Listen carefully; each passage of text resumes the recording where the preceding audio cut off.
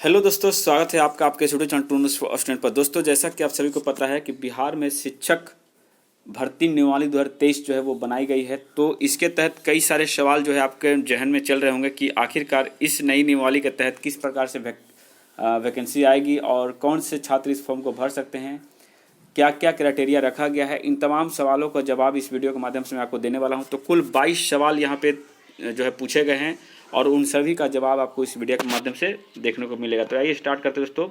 तो देखिए, सबसे पहला जो आपका सवाल है वो आपका ये है दोस्तों कि इस नियमावली का नाम क्या रखा गया है। तो देखिए, बिहार राज्य विद्यालय अध्यापक नियुक्ति स्थानांतरण अनुशासनिक कार्रवाई एवं सेवा शर्त नियमावली 2023 इसका नाम रखा गया है।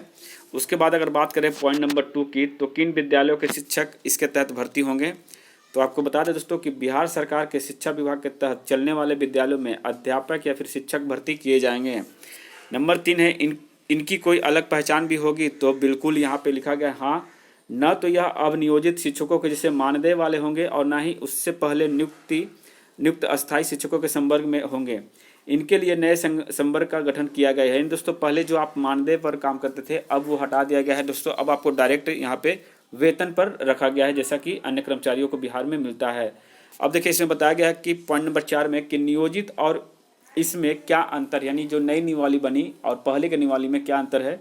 तो इस संवर्ग के शिक्षक सीधे राज्य सरकार के नियंत्रणाधीन होंगे, सरकारी कर्मी होंगे, मानदेय नहीं वेतन पर काम करेंगे और सरकारी सेवकों की तमाम सुविधाएं मिलेगी। यानी कि जो दोस्तों जो भी अन्य राज्य के कर्मियों को मिलता है, जैसे डीए वगैरह, एचआरए वगैरह, सारा जो भी प्रोसेस वहाँ पे है, जो सुविधाएं वहाँ पे मिलती है अन्य राज्य कर्मचारियों को, तो उन सभी के बेस पर ही तर्ज पर ही आपको भी ये सारी सुविधाएं मिलेगी। अब आपको भी वेतन मिलेगा पर मंथ, जिस हिसाब से बाकी लोगों को मिलती है। ठीक है, आगे आते हैं दोस्तों, 5 नंबर प्रश्न की तरफ बढ़ते हैं। क्या इसके लिए कोई परीक्षा भी होगी। तो देखिए, कैबिनेट के निर्णय के अनुसार राज्य सरकार की ओर से तय आयोग इस संवर्ग में नियुक्ति के लिए प्रतियोगिता परीक्षा लेगा। शिक्षा मंत्री प्रोफेसर चंद्रशेखर ने बीपीएससी से परीक्षा लेने की बात जो है उम्मीद या फिर जताई है। तो दोस्तों, आप समझ सकते हैं कि इसकी वैकेंसी आएगी और नोटिफिकेशन आएगा, और नोटिफिकेशन मैक्सिमम संभावना है कि बीपीएससी ही निकालेगी। और उसके बाद आपको भी एग्ज़ाम देना होगा, चाहे आप सीटेट क्वालिफाइड हैं, बिहार स्टेट क्वालिफाइड हैं, फिर भी आपको ये एग्ज़ाम देना पड़ सकता है। देखिए, बीपीएससी परीक्षा लेगा तो कब होगी परीक्षा।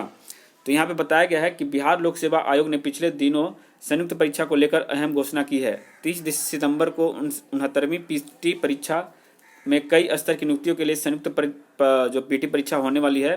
तो बीपीएससी को परीक्षा का अधिकार मिला है और शिक्षकों की नियुक्ति कि इस परीक्षा के सिलेबस से मैच किया तो इस पीटी के साथ भी यह परीक्षा संभव है। यानी कि अगर सिलेबस मैच कर जाते हैं, 150 प्रश्नों का सिलेबस बन जाता है अगर बिहार शिक्षक भर्ती का, तो संभावना है कि इसका भी पीटी परीक्षा एक ही साथ ले लिया जाएगा और अन्यथा इनका अलग से एग्जाम भी कंडक्ट कराया जा सकता है। तो दोस्तों, आप एक बात जान लीजिए, पहले सिस्टम अलग था कि आप सीटेट क्वालिफाइड है, अच्छे नंबर हैं तो आपको डायरेक्ट मेरिट लिस्ट बनता था, लेकिन अब वो नियम नहीं है।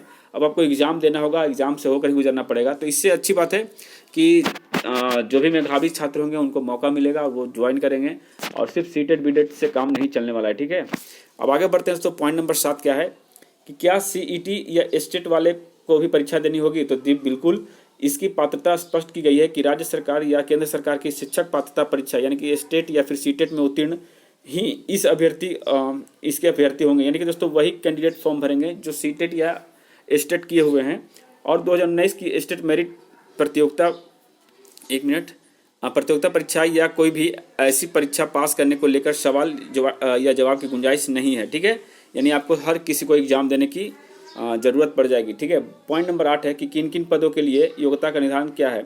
तो यहाँ पे बताया गया कि सीटेट स्टेट के अलावा विद्यालय अध्यापक के पद पर नियुक्ति के लिए राष्ट्रीय अध्यापक शिक्षा परिषद द्वारा निर्धारित शैक्षणिक एवं प्रशैक्षणिक योग्यता अनिवार्य है। इसी तरह विशेष विद्यालय अध्यापक के लिए अर्हता भारतीय पुनर्वास परिषद के अनुरूप अनुमान्य होगी। विषय विशेष के शिक्षक को नियुक्ति के लिए अलग से विशेष अर्हता के निर्धारण अधिकार भी विभाग के पास सुरक्षित है। यानी दोस्तों, अगर आप स्पेशल क्वालिफिकेशन रखते हैं या फिर स्पेशल विषय के लिए आप फॉर्म भरते हैं तो आपके पास उस विषय से संबंधित आपको जो भी क्राइटेरिया है उसको फुलफिल करना अनिवार्य होगा। ठीक है, पॉइंट नंबर 9 है कि क्या इस परीक्षा में किसी को किसी तरह की छूट मिलेगी।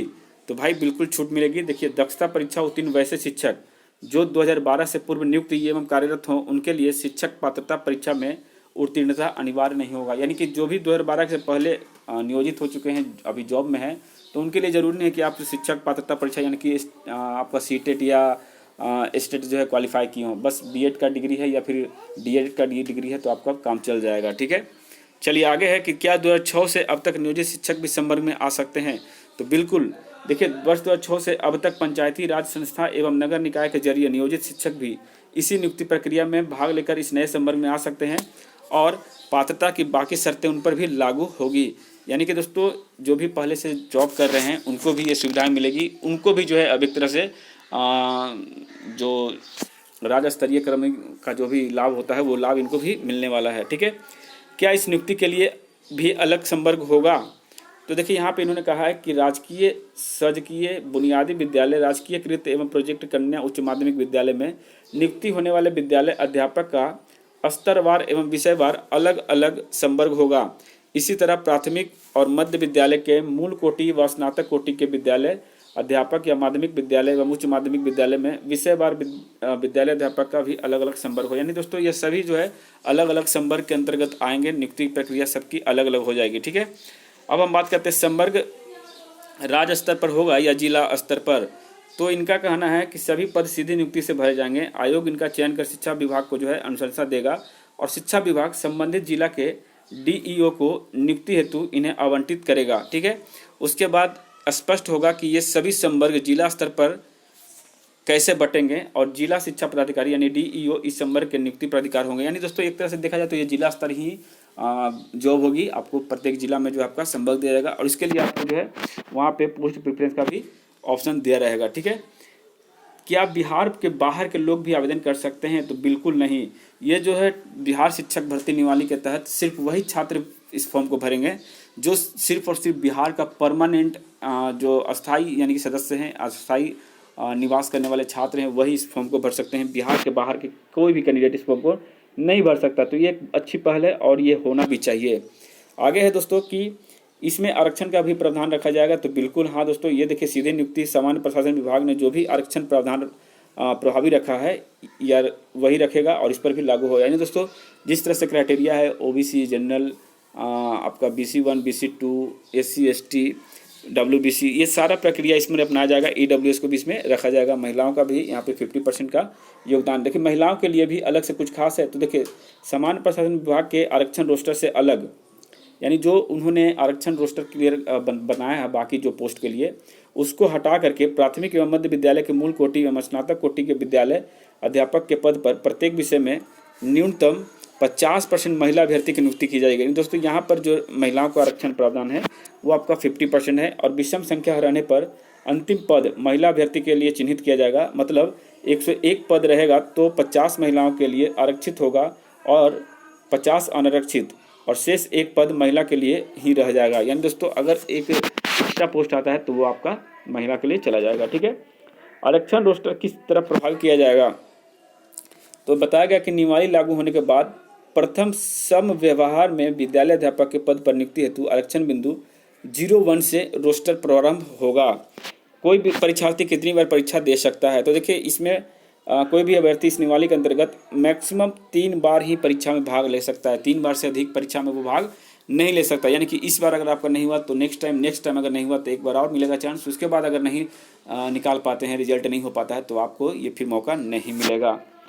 नियोजित शिक्षकों का क्या होगा? जो यानी पहले से नियोजित है उनका क्या होगा? तो दोस्तों, अब जिला परिषद या नगर निकाय इकाइयों में से नए शिक्षक नियोजित नहीं होंगे। अब तक जो नियोजित हैं उन पर कोई प्रभाव नहीं पड़ेगा। वे पूर्ववत काम करते रहेंगे और उन्हें इस नियमावली का एक ही फ़ायदा मिलेगा कि वे चाहें तो इस संवर्ग में शामिल होने के लिए अर्हता रहने पर परीक्षा दे सकते हैं। यानी दोस्तों, जो भी पहले से जॉब कर रहे हैं, अगर वो चाहते हैं इस नियमावली के सारे प्रॉफिट मिले, यानी जो भी राज्य कर्मी का जो दर्जा मिल चुका है इस नियमावली के तहत नए आने वाले अभ्यर्थियों के लिए, अगर उसमें रहना चाहते हैं तो आपको भी एग्ज़ाम देना पड़ सकता है और उसके लिए आपको सारा जो है सीटेट या फिर स्टेट का जो है क्वालिफिकेशन रहना अनिवार्य होगा। ठीक है, चलिए आगे बढ़ते हैं। क्या DLED या BEd पास होने से इस संवर्ग में नियुक्ति के लिए आवेदन कर सकते हैं? तो देखिए, यहाँ पे बताया गया है कि शिक्षक पात्रता परीक्षा में उत्तीर्ण होना अनिवार्य है। BEd MAd हो तो हाई स्कूल टीचर बनने के लिए शिक्षक पात्रता परीक्षा पास रहना अनिवार्य है। यानी दोस्तों, आपको एनी हाउ सीटेट या स्टेट तो क्वालिफाई करना ही होगा। चाहे आप बीएड का डिग्री रखें, डीएड का डिग्री रखें, फिर भी आपके पास एक और डिग्री होना चाहिए, वह क्वालिफिकेशन का, जो कि आपको सीटेट या स्टेट का होना जरूरी है। ठीक है। नियोजन में आवेदन जिले में ड्यूटी थी, इसमें कहाँ मिलेगा? तो देखिए नियोजन में देखिए बताया गया कि परीक्षा मेरिट के आधार पर चॉइस पोस्टिंग की प्राथमिकता होगी, मतलब अधिक अंक वालों को चॉइस पोस्टिंग मिल सकती है। यानी कि दोस्तों वहाँ पे पोस्ट प्रेफरेंस रहेगा। आप चाहेंगे तो अपने जिले पर फर्स्ट नंबर रख सकते हैं, दूसरे नंबर पर अपने बगल वाले जिलों को रख सकते हैं, तीसरे नंबर पर उसके बगल वाले जिलों को रख सकते हैं। तो इससे क्या होगा कि आपके अगर मार्क्स अच्छे हैं तो आपका ही खुद का जिला मिल जाएगा। ये एक अच्छी पहल की गई है। अगला है दोस्तों कि शिक्षकों के खाली पदों की कितनी संख्या अभी बाकी है। तो यहाँ पे बताया गया है कि 11वीं 12वीं यानी उच्च माध्यमिक विद्यालयों में कुल 89,734 पद खाली हैं। 9वीं 10वीं के माध्यमिक स्कूल में 44,193 पद खाली हैं। प्रारंभिक स्कूल यानी कि 8वीं तक के स्कूल में 80,257 पद खाली है। और हाई स्कूल में 6360 कंप्यूटर शिक्षक के लिए कैबिनेट में स्वीकृति मिल चुकी है। और इसके अलावा 10,000 विशेष शिक्षक के भी पद खाली हैं। यानी कुल मिलाकर देखा जाए तो 9, 4, 13 और 13 और 8, 21 और 21, 1, 22, 23 यानी कि 2,30,000 के लमसम जो आपका पद टोटल खाली है। 7वें चरण का मतलब क्या रह गया अब? तो देखिए बस इतना ही कि सरकार ने 7वें चरण में करीब 2.5 लाख शिक्षकों की खाली पद की स्वीकृति दे रखी है। और 7वें चरण का अर्थ नियोजन से जुड़ा था, लेकिन अब अस्थायी रूप से जो है ये सितंबर की घोषणा के बाद इन चरणों का अर्थ सिमट कर रह गया। यानी दोस्तों 7वां चरण अब जो है वो किसी काम का नहीं है, उसको लेकर के आप लोग टेंशन ना लीजिए। आपको इसी नियमावली के तहत आपको एग्ज़ाम देना होगा, नोटिफिकेशन आने के बाद फॉर्म भरना है, उसके बाद आपकी जो है बहाली प्रक्रिया में आगे आप बढ़ पाइएगा।